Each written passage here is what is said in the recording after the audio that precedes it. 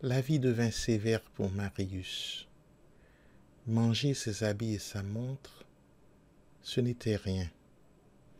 Il mangea de cette chose inexprimable qu'on appelle de la vache enragée, chose horrible qui contient les jours sans pain, les nuits sans sommeil, les soirs sans chandelle, l'âtre sans feu, les semaines sans travail, l'avenir sans espérance, l'habit percé au coude, le vieux chapeau qui fait rire les jeunes filles, la porte qu'on trouve fermée le soir parce qu'on ne paie pas son loyer, l'insolence du portier et du gargotier, les ricanements des voisins, les humiliations, la dignité refoulée, les besognes quelconques acceptées, les dégoûts, l'amertume, l'accablement. Marius apprit comment on dévore tout cela et comment ce sont souvent les seules choses qu'on ait à dévorer. À ce moment de l'existence où l'homme a besoin d'orgueil parce qu'il a besoin d'amour, il se sentit moqué parce qu'il était mal vêtu et ridicule parce qu'il était pauvre.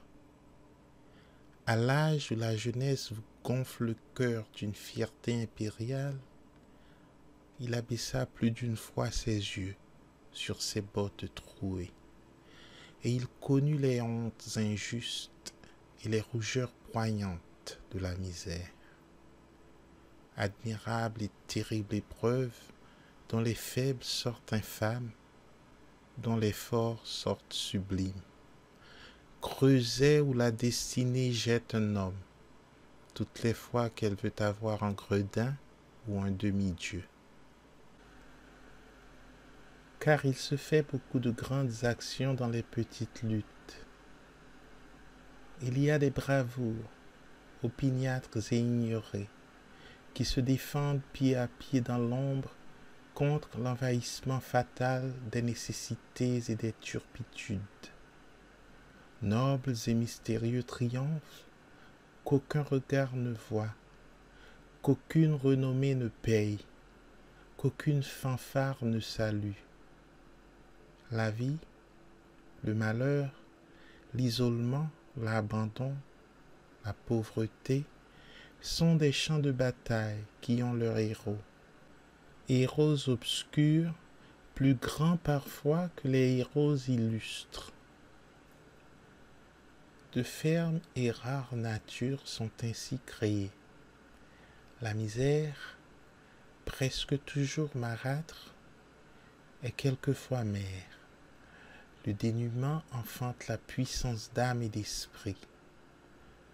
La détresse est nourrice de la fierté. Le malheur est un bon lait pour les magnanimes.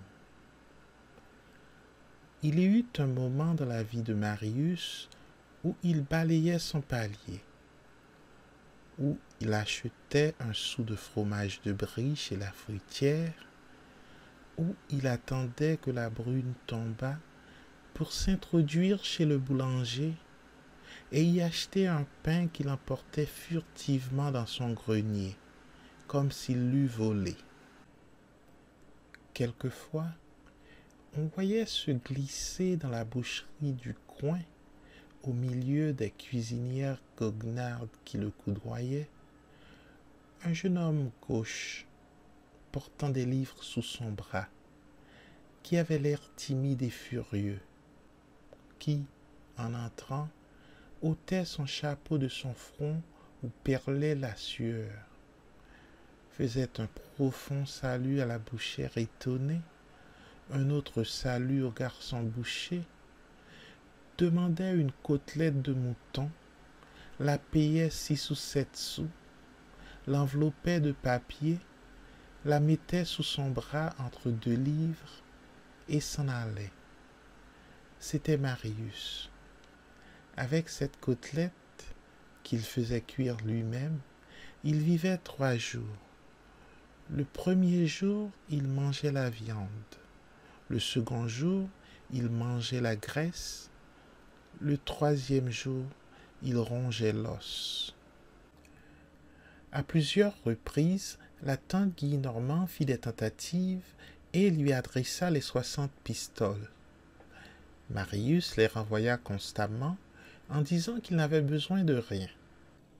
Il était encore en deuil de son père quand la révolution que nous avons racontée s'était faite en lui.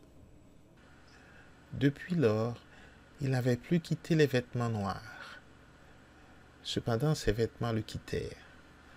Un jour vint où il n'eut plus d'habits. Le pantalon allait encore. Que faire? Courfeyrac, auquel il avait de son côté rendu quelques bons offices, lui donna un vieil habit. Pour 30 sous, Marius le fit retourner par un portier quelconque, et ce fut un habit neuf. Mais cet habit était vert. Alors Marius ne sortit plus qu'après la chute du jour. Cela faisait que son habit était noir. Voulant toujours être en deuil, il se vêtissait de la nuit. À travers tout cela, il se fit recevoir avocat. Il était censé habiter la chambre de Courfeyrac, qui était décente et où un certain nombre de bouquins de droit, soutenus et complétés par des volumes de romans dépareillés, figuraient la bibliothèque voulue par les règlements. Il se faisait adresser ses lettres chez Courfeyrac. Quand Marius fut avocat, il en informa son grand-père par une lettre froide mais pleine de soumission et de respect. M. Gillenormand prit la lettre avec un tremblement, la lut et la jeta, déchirée en 4, au panier. 2 ou 3 jours après, mademoiselle Gillenormand entendit son père qui était seul dans sa chambre et qui parlait tout haut. Cela lui arrivait chaque fois qu'il était très agité. Elle prêta l'oreille. Le vieillard disait « Si tu n'étais pas un imbécile, tu saurais qu'on ne peut pas être à la fois baron et avocat. »